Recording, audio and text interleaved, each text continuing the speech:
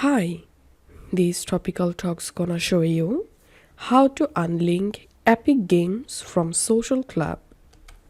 In order to unlink Epic Games from Social Club, we have to submit a request form to Social Club to unlink our Epic game from Social Club. So first of all, open socialclub.rockstargames.com website and make sure to sign into your Social Club account. Once done, click on your profile photo and click on help, and here click on support,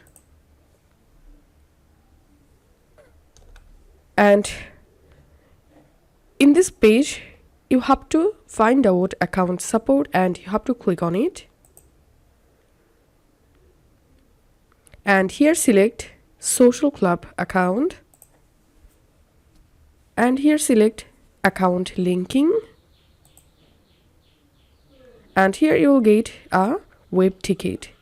All you have to need, enter here your social club account nickname, and in this description box you have to carefully describe that you want to unlink your Epic game from your social club account.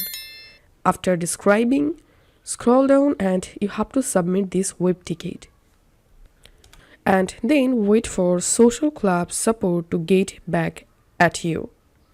So this is the only method to unlink our Epic game from social club.